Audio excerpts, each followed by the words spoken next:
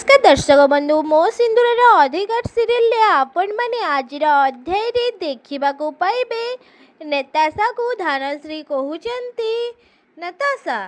तू ये कौन कहूचु नेताशा तते कहीं हरई पारिबेनी माने तो पाखरे आउ किछि नुआ प्लान अछि कि से टाइम रे धनश्री को नेताशा कहते हाँ आंटी आज राति होछि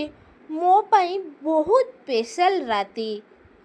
अवार्ड तो मते मिलिकी रहिबो किंतु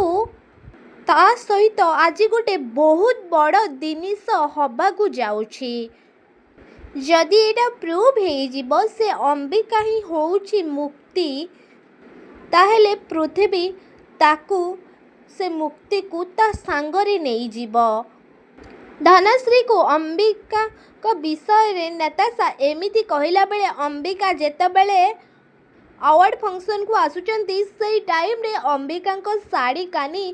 गोटे जगार लाखी जाउची जेते बेले अंबिका तांको साड़ी को काढ़ीबा को चेष्टा करूछंती से टाइम रे पृथ्वी तांको पाखो को आसिकी छिड़ा होउछंती आउ तांको टच करबा को चेष्टा करूछंती से टाइम रे अंबिका को किछि लागुची जेमिति लागुची तांको पछरे केही तो जणे अछंती से टाइम रे अंबिका जेते बेले पछको बुलिकी अनेकी देखुचंती सेते बेले से पृथ्वी की देखिकी बहुत जो डरी जाउछंती। हाँ दर्शक बंधु मो सिंदूर अधिकार सीरियल आपण माने एमिति किछि आज अध्याय रे देखिबा को पाइबे आपण मानको कोन लागुची कोन सतरे पृथ्वी अंबिका माने मुक्ति को नहीं कि से सबुदिन पाई से जगारू चली जिबे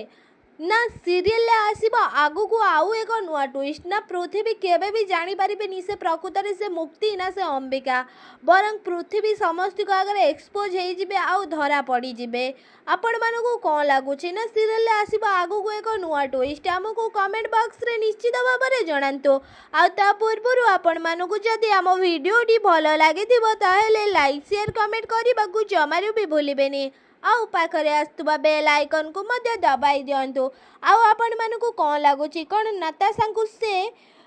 आपण मानको कोन लागुची नेताशा को कोन से बेस्ट इंटरव्यू अवार्ड मिलिबो कि ना अंबिका आउ विवेक गायत्री देवी किछि अलगा प्लान करिकी नेताशा को समस्त को आगे एक्सपोज करदेबे कहीं ना नेताशा से डिजाइन को चोरी करिकी आणिकी से निजे क्रेडिट नबा को चाहूचंती आउ निजे अवार्ड नबा को चाहूचंती कौन अंबिका समस्त को आगे ये सब को प्रूव करि परिबे कि आपण मानको कोन लागुची हमको कमेंट बॉक्स माध्यम निश्चित भाव में जणातु ता पूर्व आपण मानक आम भिडियोटी भल लगी लाइक शेयर कमेंट करने को जमारू भी भूलिबेनी और पाखरे आसुवा बेल आइकन को दबाई देबे।